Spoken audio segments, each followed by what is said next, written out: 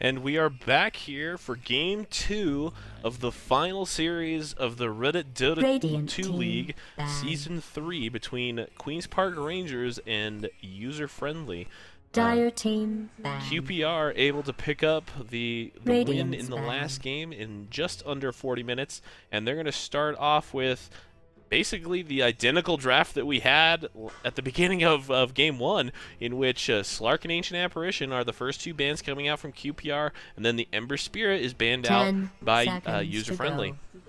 Again, I think these are all pretty solid bans, 5 especially seconds. not in a non-professional scene. I think that banning out heroes that are going to hurt Dire's you the pick. most is definitely the way to go. You're not going to be able to really to ban for specific players or heroes unless you've been doing a ton of scouting work, which is kind of tedious in the non-pro scene. And so now we Radiant's finally have a pick. little bit of a difference here as QPR picks up the Mirana, and with that I will go ahead and reintroduce my co-casters, who are Goldclaw and Captain Knuckles. So guys, what do you think about this opening Mirana pickup from QPR? Okay, where is the Weaver ban? Seriously? Yeah, I don't know why they really stick with this Slark and Ancient Apparition. I feel like they had quite a bit of problems dealing with the Weaver. Well, it I was feel UF like that the Weaver, or oh no, it was so QPR can ban out pretty much Reserve whatever they want, time. but banning the Rubik instead of the Weaver, I think, is a questionable decision. yeah. I'm sorry, I got the teams backwards. Yeah, that's exactly right. So taking a lot of time, User Friendly is here with their first opening picks, as they will have the consecutive ones here going into their bonus time and eating up quite a bit of it here, especially for early on in the draft. So are they going to pick out the Weaver here? And then they're going to pick up the Nyx Assassin again, which Radiant's honestly I felt the Nyx Assassin was one of the least valuable heroes in that lineup. I do not feel that he really contributed a lot in the mid to late game. Yeah, he got a couple early pickoffs on Spazzy with that Viper, Dire's but pick. beyond that, he really didn't contribute a ton. And this time, a big change is the Clockwork coming out now. Clockwork was the last ban in the last game by User Friendly, and he's picked up in the very first phase here. So a little bit of an interesting draft coming out here with when you get the support Nyx, it would appear, and the offlane Clockwork.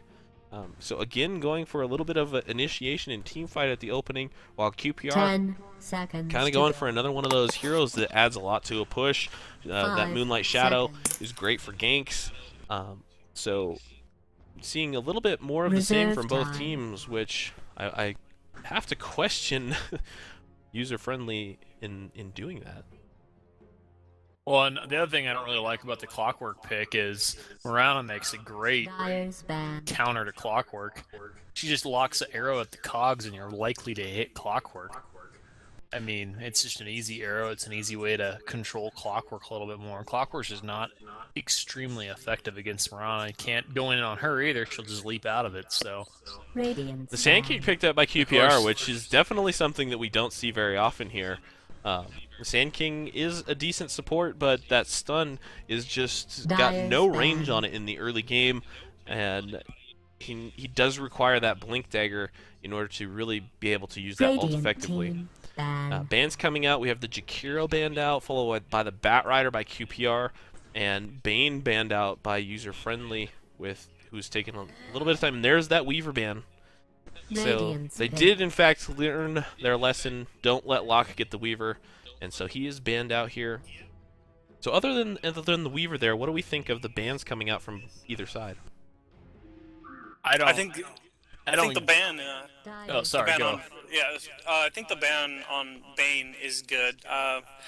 Mirana, Bane, and Sand King Trilane. That has quite a bit of kill potential. Pretty dangerous. Go ahead, Goldclaw.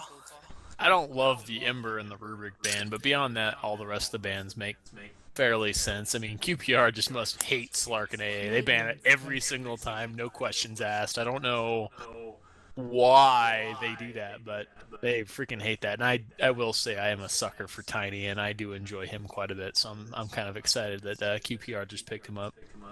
And it might be even a little bit of a counter to the IO, too, because IO has certain heroes that he works with extremely well, and Tiny is one of them. Yeah, I definitely have to think that Tiny was a counter pick there 10 to not let seconds to go. UF get them, especially with them taking so long here 5 to kind of pick up a seconds. hero.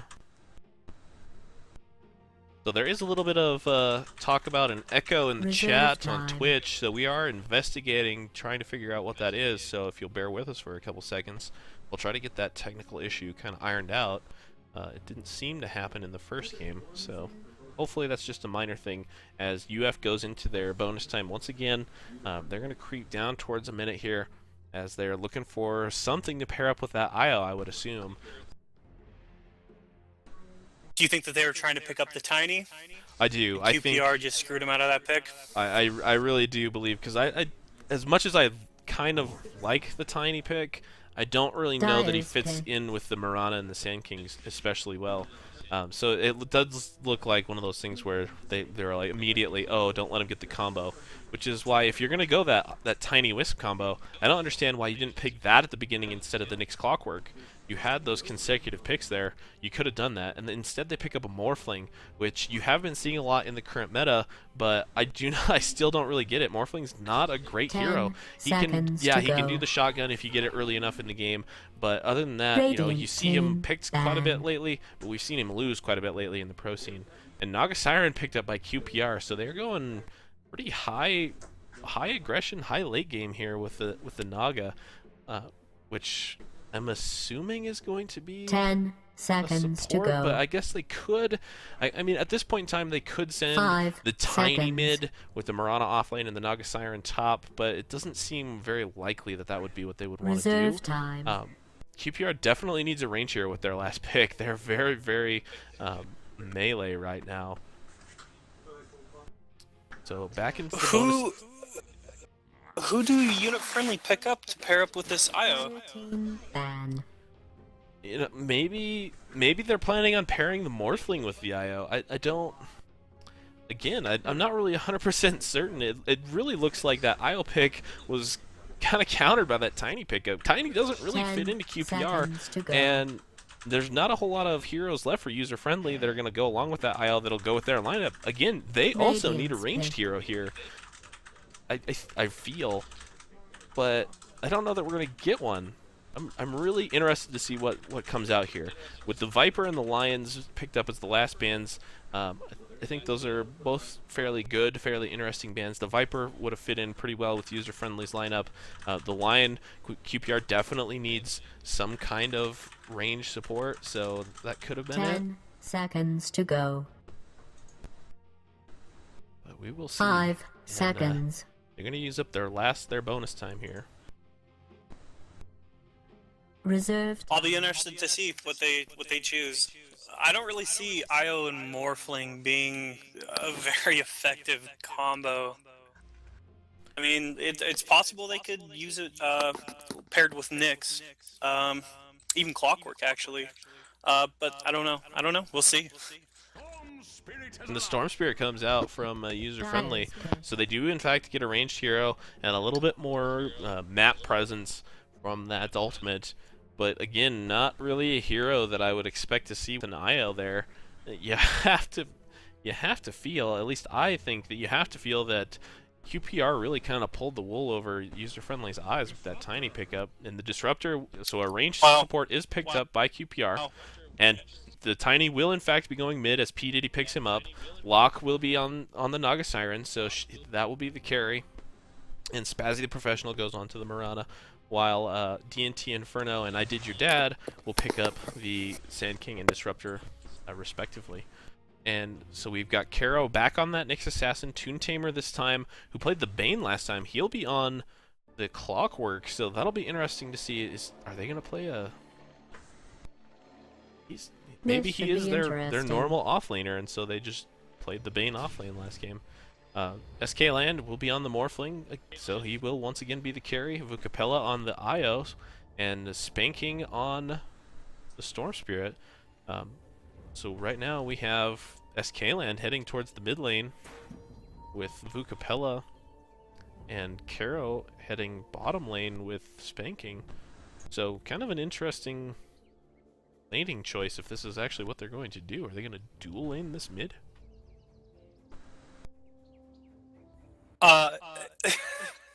don't know. I don't know what's going on. Like, Looks like they're going to try.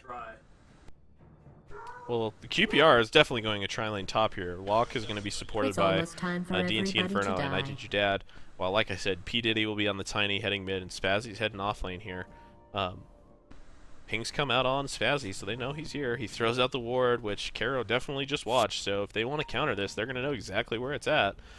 They're going to throw their own respectively back up here to get vision on the river.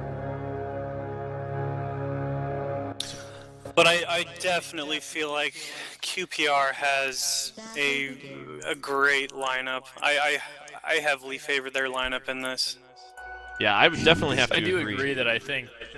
Yeah, I agree as well. I think user friendly had an idea in mind, and then QPR just countered it. I mean, another good counter for IO is Naga. That sleep is brutal against IO. Capella throws down the ward and trades some auto attacks with Did Your Dad.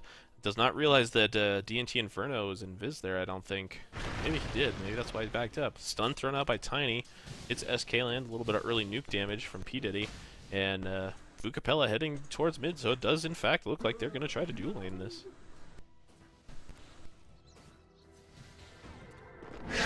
Spirits come out from Vucapella to try to do a little harass damage on P. Diddy.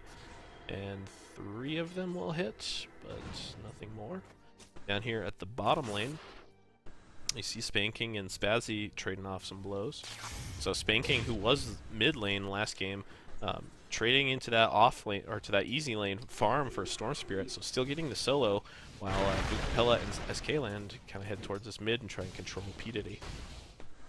Vucapella taking a ton of damage there.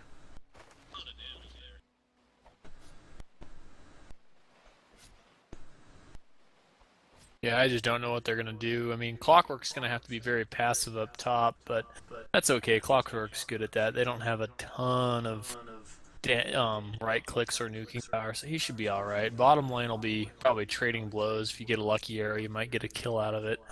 Or if Storm Spirit gets to 6 pretty quick, he might be able to get a kill him around as well. But really, I think the mid lane is going to be the more interesting one. And if user friendly has a shot, I think that's where they got to really put their effort into getting Morphling as much farm as you can.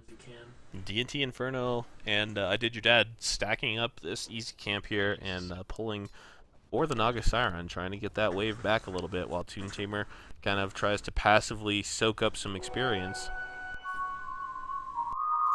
Illusions picked up by IO. Stop you. P. Diddy catching some harass from the ranged Morphling. Plus Glenn thought about going in, but thinks better of it. Backs up, and his bottle is picked up. So 2-minute bottle on the Morphling. Go along with his Wraith Band. And so he's doing pretty well, sitting at 15-5 right now. Tiny is not getting much. He's 3-0.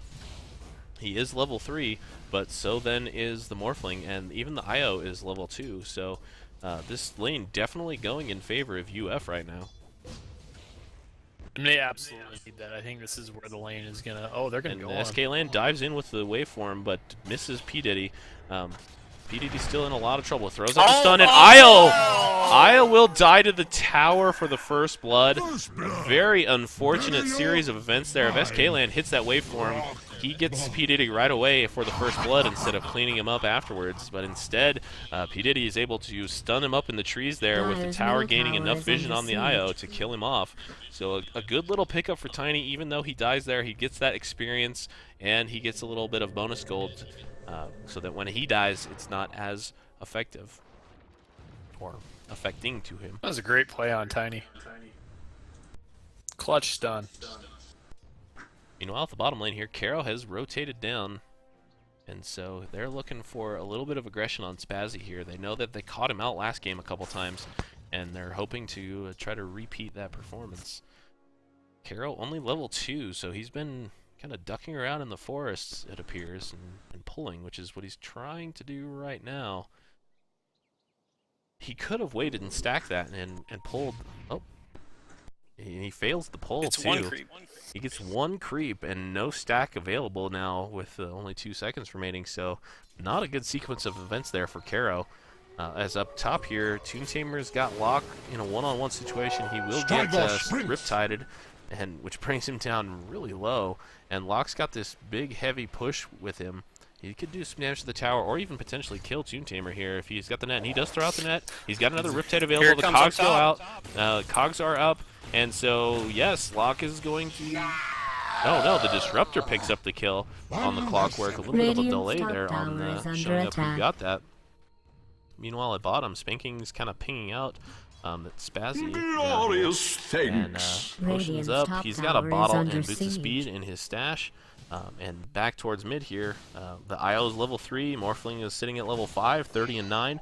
So this mid Morphling is getting a pretty good, decent farm, while P. Diddy electing not to go bottle, and he's going boots of speed instead.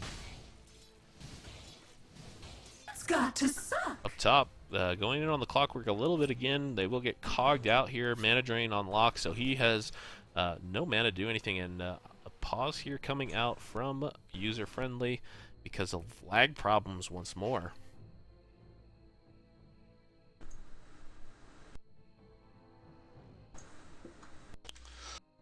So one thing to keep in mind, so they have an easy lane Storm with 18 CS, and then QPR's Lock on the Naga has 25 CS, so reasonably close, but definitely leaning in the favor of Naga. But beyond that, the only other one that's doing very decent on user friendly is Morphling. He's got 33 CS, which is actually doing incredibly well. Really keeping the tiny Lock down too. And as we pull up the graph here, experience going, just barely, about just under 1,000 experience in the way of QPR, while gold is just about 250. So not really anything significant yet. There was a little bit of gold difference early on in the favor of UF, which kind of swung, but 750 swing is not really anything significant. There is 1,600 gold on the Naga Siren already, so she's looking pretty good to pick up that Radiance at probably about 15 minutes. If that is in fact what she's doing, which I can't imagine she's going to be doing anything else. That Radiance build is just really, really effective in doing what QPR likes to do, Incredibly which scary. is push and control and do a lot of damage. And Locke, as we saw in Game 1 with that Weaver, he likes to do his split push, and Naga Siren is definitely one of those heroes where if you get the farm on her, which includes that Radiance, she can do a ton of damage with that split push, even when she's not there.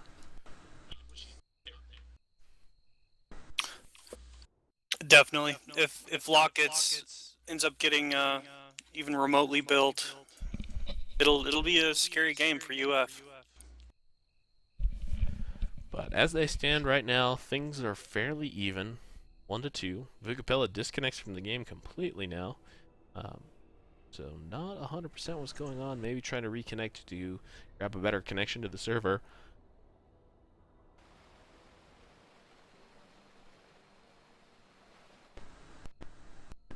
All sorts of problems today. Lots of pauses, which is always great when you're casting. Well, and this is the one problem with having kind of an international tournament, so to speak. We've got user-friendly coming in from WET, so Western Europe, and QPR coming from the Pacific US. So there's a lot of distance traveled there, a lot of things that can go wrong with servers and things like that. So nature of the business. But Game 1, we had some lengthy pauses at the beginning of Game 1 too, and it turned out to be an excellent game. So. Please do be patient with us as we try to get these issues sorted out.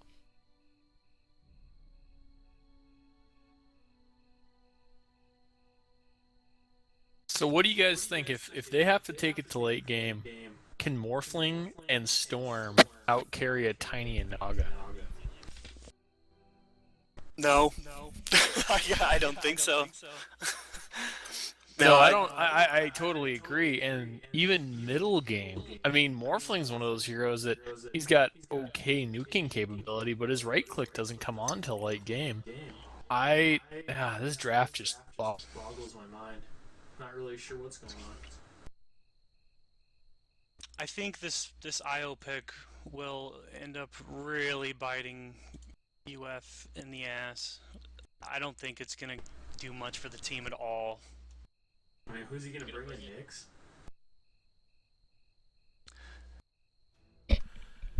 Oh my goodness, my I mean, hotkeys need to be changed. So Vukapella will reconnect here. Yeah, we'll see once Io hits 6, what the strategy will be, who he's gonna bring into a fight, who they're gonna gank. I'm interested to see what they'll do. Yeah, and to add on to the answer a little bit earlier, I definitely think that QPR's got the late game advantage, which is something that is kind of frightening when you consider that they've won so many games in the last 2 weeks in the late game with early game focused lineups. So, let's to see what they can do with an actual lineup that is geared more towards that late game will be interesting.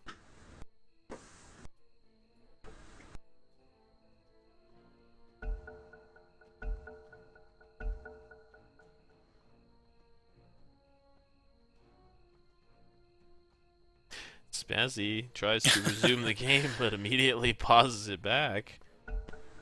And now we're getting unpaused once more by Vucapella. So back into action once more in Game 2 of the Reddit Dota 2 Season 3 Grand Final with QPR up 1-0.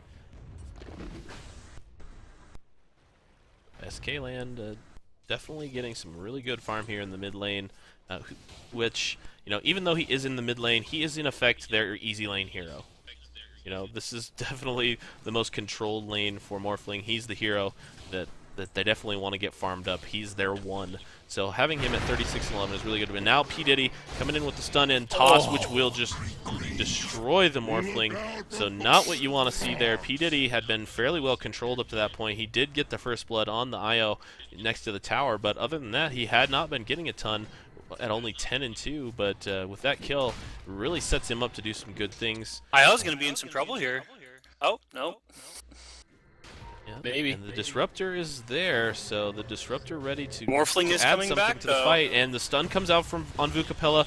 The nuke from the Disruptor as well, and Tiny will end up with the kill on Io while the Morphling picks up the kill on the Disruptor. So trading is support for support, pretty even trade there all the way around.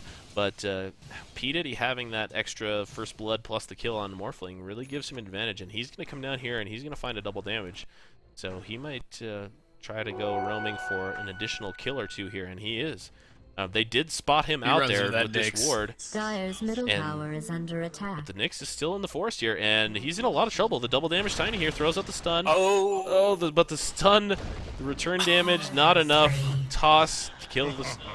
Oh, no! Oh, and the arrow Storm comes in on Spirit gets- Spanking, and Storm Spirit tries to ult away, and he's going to be okay unless Tiny decides to throw Spazzy. He could do that, but no, he just decides not to. Thanks a lot.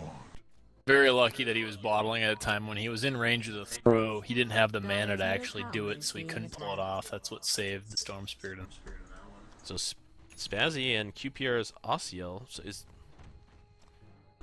that... Did your dad change names, or did we have a new player here for QPR?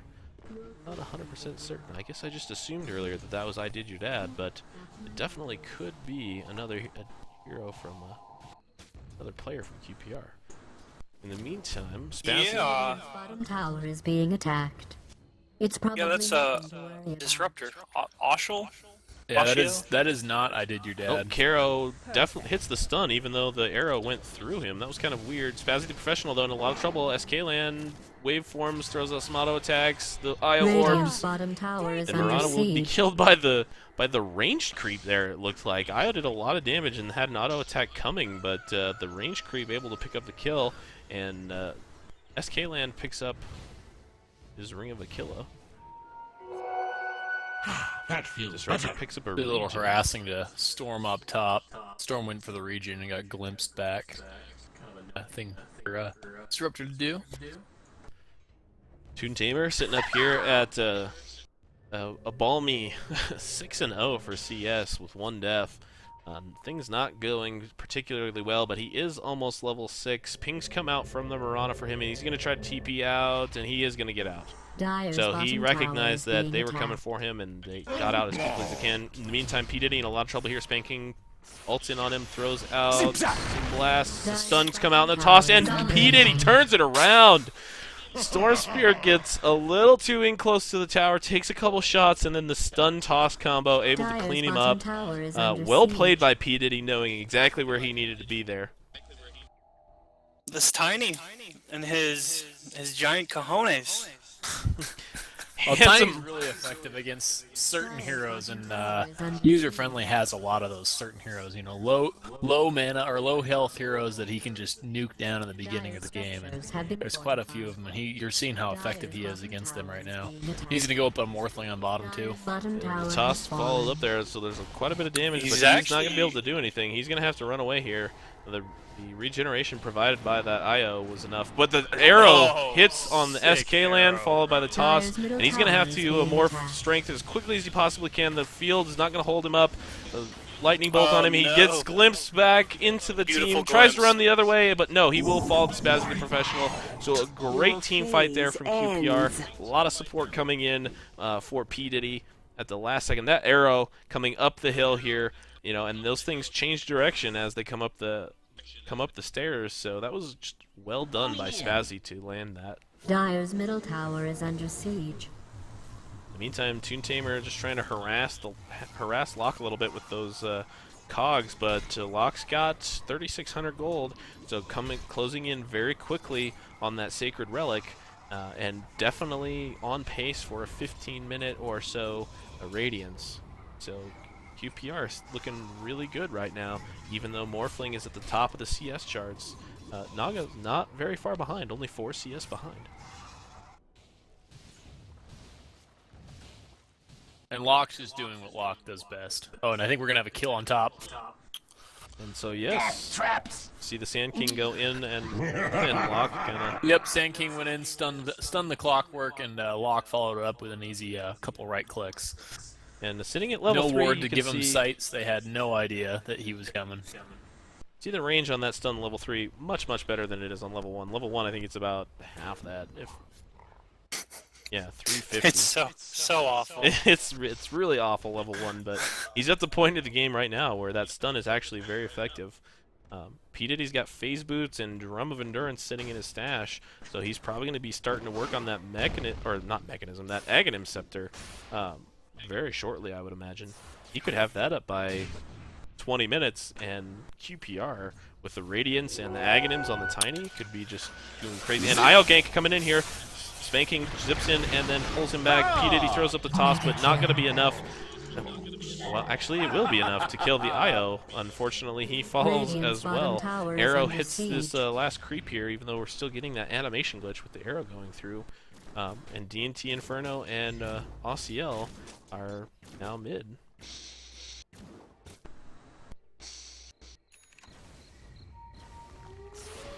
Yeah, Sand King's actually been in the forest quite a bit. It's got. Oh, and the arrow now on They hit it with Spanking. an He's in a arrow. lot of trouble.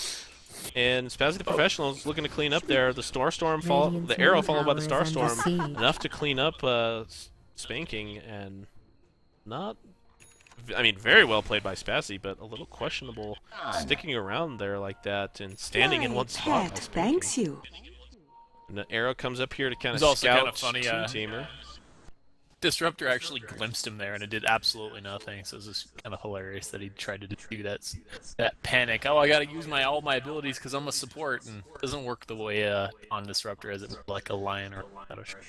It's really unfortunate that Toon Tamer rotated The smoke middle coming up from to do QPR here. nothing.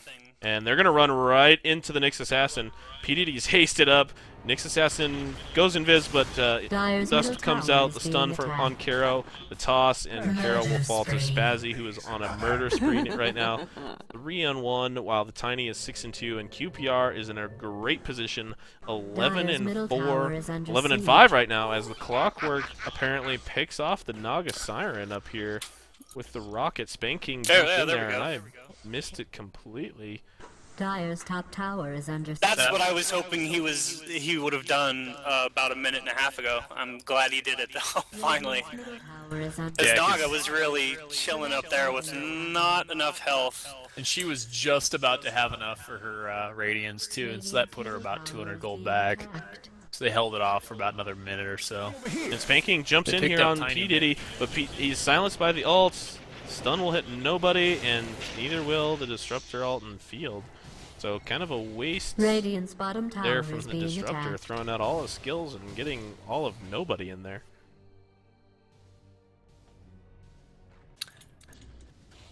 Radiant's bottom There's a tower huge is under cluster of siege. user-friendly mid. SKLand Looking has to go boosted get that travel double up now, damage rune. so he's going to be able to do quite a bit of split push. Pings come out on this mid tower. They want to kill it. It is deniable, and so D&T Inferno and the Disruptor are going to... Oh, no! Oh, nice clock. The clock all comes in, but the deny still comes out. D&T Inferno and Spazzy, along with the Disruptor, able to clean up the Clockwork. So a great ult in there. If he would have immediately attacked that afterwards, I think he would have gotten it. Wow. The toss goes in on Spazzy, who then turns around. Sand King stun into a death, and Kero is going to die as well. So 3 heroes dead, a denied tower, and that could not have gone any worse for UF than it did. Radiant's middle tower. And Locke's going to be about 2 seconds over on having his Radiance. And there it goes. So yeah, about 2.5 seconds past that estimated 15-minute mark on my part. Vucapella's in a lot of trouble. Moonlight Shadow comes out. No, they decide not to do anything. Sentry Ward does come out, spots the Disruptor. So Sentry's on both sides of the river actually here. saved Locke at top lane as well. He got ganked by Morphling, and the Moonlight Shadow just saved him before he was about to get hit with the adaptive strike. Oh, wow. The stun into Toon Tamer as he was stunning did not allow Toon Tamer to get over the cliff next to him so that he could cog. Spanking's charging in now. Rocket comes in, hits D&T Inferno, but nothing gonna happen. So Storm Spirit.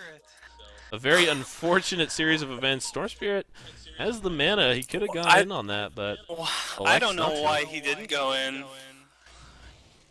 He definitely had the mana pool to secure that kill. We have health up on Morphling, so it appears he's going to go for the Linked Sphere, which is a little bit odd to me, being as it's kind of a... I don't know. I understand why you might want the Linked Sphere in this game for the SK stun, for the toss, for Disruptors, nukes, and the glimpse, but he's their only source of damage. IO glimpse back after the TP, but able to link to a creep to get out of there. And so 4 top for QPR. They're not going to get a hero kill, but they're probably going to get a tower kill. Radiant's Carol top tower is teleports to the being top attacked. lane. He has his ultimate available to him. He's got a couple sentries as well. D&T Inferno charging in there a little bit, acting a little Radiant's aggressively, middle tower but I is think it's being just attacked. posturing. Stun comes out from the Nyx, does not hit anybody. Middle tower has An fallen. attempt from the IO to Radiant's deny the top tower, but has been nothing destroyed. doing. Couple auto attacks from IO, Oh, and they just Spazzy's got chasing Kero. him down, and Kero is dead. Oh. Middle tower is under attack. No. Wow, Wisp sent it Wow. back. Good Wisp was going to play. pay for it, but it was a great send back from Wisp. Alright, IO, I guess. And Force Staff into the stun. Great gate. Wow. Interesting. Oh my lord. Kero now spanking, and Kero going in on this Disruptor, and he's going to pay for his posturing with his life.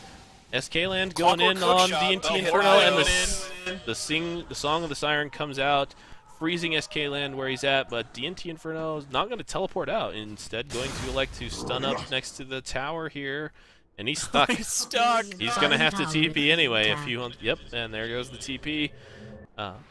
So Radiant's up on the Naga Siren, 1,100 gold now as well. She's going to be able to finish Radiant's up bottom tower boots is here under pretty soon if siege. that's what she Radiant's wants to bottom do. tower has been destroyed. Otherwise, she could potentially even go into the straight Yasha Do it for even with more flair. push potential and more damage. Meanwhile, bottom, the tower, I believe, yes, does fall to P. Diddy, who almost kills Vucapella as well and then decides to just casually walk away.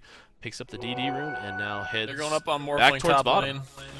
So we've got 2 little... Oh, and the Morphling gets glimpsed back into the field, into the ultimate. SKLand in a lot of trouble here, but Spazzy's going to have to turn and run. Spazzy throws out an arrow now, and it... Oh, it does not connect with SKLand. Wisp is here as well. Kero is here as well. Kero's going to clean up Spazzy, maybe. No! His magic stick charges are able to pop him up enough. The net comes out from onto Kero from Locke, and Radiance Burn is going to do a lot of damage here, and will clean up Kero.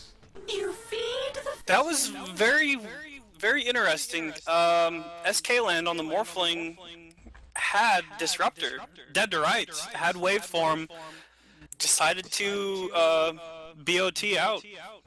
He didn't want the kill. And while that was all going I think he on, was a little P. Diddy bit went in worried. on Clockwork bottom and destroyed him. So not even an opportunity for us to switch back there because all of the shenanigans going on up in that top lane. Tiny's got a point booster. He's working on that Aghanim Scepter. He's not going to have it by 20 minutes, but he is going to have it Storm's gonna pick relatively off soon. SK. And the SK stuns on 2, but the Storm ult up and does Zips in in. fact Under finish. attack. Not that I care one way or the other. So there's 4 heroes for UF top. Morphlings in the forest. And DT Inferno has picked up his Blink Dagger on the Sand King. And there's the Aghanims for Tiny. So it will be 20 minutes. He must have had some items on the courier that I did not see initially. So it will be a 20-minute Aghanim Scepter for Tiny, in fact. So And that's phase boots, drums, and Aghnums. So he's gonna have some decent mana, and he's got a bottle. Jeez, he is just loaded. He's gonna be just crushing towers soon. Him and Locke are probably gonna start joining up and start doing some split pushing here soon. Spanking sees the Disruptor, but the Take us. DNT sees him, and the Moonlight Shadow comes out, which will send Spanking turning around and running the opposite direction. So in this little bit of a lull, we'll check out the experience graph here, and now QPR has extended their advantage to about 7,500 experience and just about the same in gold. So from the very beginning, QPR was kind of, pulling away from this with the ability to get that first blood on that return there. And they've been steadily pulling away ever since, even though Tiny was really kept down in CS for the first, 6, 7, 8 minutes by that Wisp Morphling combination. And now a stun comes Storm in from is in DNT in the deep Inferno. trouble. Storm gets tossed and then just absolutely destroyed by P. Diddy, who is just controlling this game basically single-handedly. He's 9-2-3, 105 CS now, and the stun comes in on Clockwork now as well. Clockwork's about to have All a All that by bad Star day. Storm, and the field comes out, which Dominating. basically holds him in place, and P. Diddy Double tosses him in for a kill secured, and takes his record up to 10-2-3. So 18-7 by QPR. They're just absolutely dominating. They haven't taken a tier 2 tower yet, but they're in a great position to do so with 2 heroes down for UF. Yeah, and the IO pick, the IO is doing nothing for UF right now. Being attacked. We've seen like maybe 2 relocates so far, and 1 was to save, and it was an excellent Yeah, escape, and yes. he got out as well. But that's not that's not a very offensive tactic. Storm's gonna pick off. Oh, and Disruptor's gonna live. Glimpse back into the ultimate Oh, there, and the Disruptor's arrow gonna get the follows up. kill. Span Beautiful King arrow. is going to die. Wow. Great save there by Spazzy and DNT Inferno to save the Disruptor. Karo's coming in now, though. He's got his ultimate up. He's hunting. He's going to hit this Disruptor while 2 Tamer gets stunned up by the Sand King. Glimpse back. Karo's now going to... No, he's not going to pick up the kill here. The Clockwork will fall. Disruptor still lives. The Disruptor somehow survived that engagement. The glimpse on the Nyx to send him just far enough away to where he couldn't clean up allowed Locke to get there with the net and hold him in place while he just burnt him to death with the Radiance. And DNT Inferno's P. gonna Diddy just cleaned up another disconnect here. tower on top lane. Yep, this game is getting out of control. QPR is pulling ahead pretty far. Up to 12,000 experience in the lead and over 10,000 in gold. This is essentially GG. I mean, I don't see any scenario in which UF can really turn this around. I don't even think they can win a team fight here, let alone somehow delay this game another 15-20 minutes that they're going to need to get some core items up. Clockwork has nothing. Io has nothing. The Morphling has a Lincoln Sphere and Boots of Travel, so he's doing alright. Karo on the Nyx has nothing, and the Storm Spirit is building towards Orchid, but is still probably another minute and a half away from it. Maybe 2 to 3 minutes Radiant's away. top They just tower don't is have the being time attacked. that they need to get these items up to even try to contest something, let alone extend this long enough to where they're going to be able to turn it Radiant's around. middle tower is being attacked. Radiant's And Tiny middle just tower does has so much been damage. He's got a destroyed. Yasha up right now.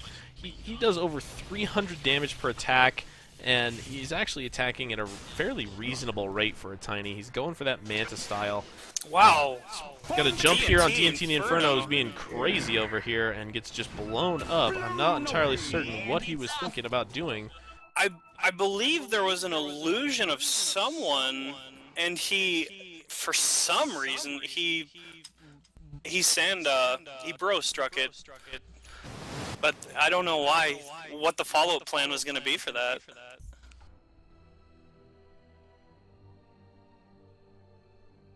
I mean, if QPR makes, mistakes like that, UF is still in the game. Invisibility! Well, and there's always a possibility if you start stacking Ancients and getting your core some farm, but the thing is they're going to have to do something about this Tiny and Naga just pushing, because they're just, And the hookshot comes in and immediately just runs away for the... A Moonlight Shadow comes out defensively as well, but this tower's going to die, and they turn on Toon Tamer in 2 hits, and Toon Tamer's at half health. The toss goes in there, and he's at about a quarter, and almost no damage was done to either Locke or to P. Diddy, and that took a lot of spells. In the meantime, DNT Inferno is throwing down his ultimate on the Morphling, who's just going to morph away. So, nothing But he's doing going to run there. into a Tiny. Oh, he runs into the Tiny, who Oh, tosses him no. up there, and no stun from the SK because of the Lincoln Sphere. He's glimpsed back. IO tether is going to be broken because of that, and an arrow hits SK land from Spazzy. Great arrow on the Marana there to hold him in place and kill him. And this is going to be it. This is GG. Vukapella dies as well. One at a time they go, one at a time they die, and QPR can just push. They can just come up here, clean these creeps up, and then push all the way up the mid and end this if they really want to at this point in time. Tiny's got enough for his Manta style now. He's got 2,200 gold. There's a Manta style already up on Spazzy. Naga's got 3,500 gold sitting on her, but she's not buying anything, so I don't know really what she's saving for, but she's going to have it fairly soon. Sentry Ward goes out on the outside of this Radiant base, and this tower Radiant does get fortified, structures have been but still, fortified. P. Diddy does so much damage. It's not going to take much. SK Radiant- does blink in here. Burrow Spanking. Strike on to Spanking, and Spanking is going to get cleaned up by Spazzy the Professional once again. DNT Inferno cleaned up by Karo. Toon Tamer is going to die to P. Diddy. No, dies to the burn of Locke, and P. Diddy cleans up Karo with a toss. Hits Vukapella once, twice, and she is killed by Spazzy. The courier is just no regard for its own life here, running into the middle of the Radiant base. Spazzy is going to get away, and the stun from tough SK land, but the Locke's Song of the Siren there prevents P. Diddy from really doing anything to him, and P. Diddy's he's charging in. He wants more. UF refuses to call GG. And it's off! Even though there's It's this the is grand over. finals. You fight till you're dead. I don't blame him. 15,000 experience lead, almost 20,000 gold lead for QPR, 27-10 at 26 minutes. So by themselves, QPR averaging as many kills as we got in the entire first 28 minutes last game. Last game we were 28 minutes in the entire game for 28 minutes. This time, 27 kills in just under 27 minutes. This has been an absolute bloodbath with QPR holding the knife the entire time. And Toon Tamer heads a little towards top. Is he going to think on going TNT? No. Throws the rocket, it hits. Pinks come out for him. And UF is Now's the heading that time. way, but I don't know what the hesitation is. Maybe they think it's bait. But P. Diddy, he's heading towards Roshan. QPR is going to pick up the Roshan here.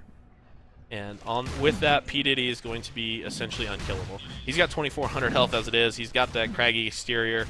Roshan can't even attack him. I mean, seriously, There's look an at this. initiation middle. Spazzy jumps out at the last second.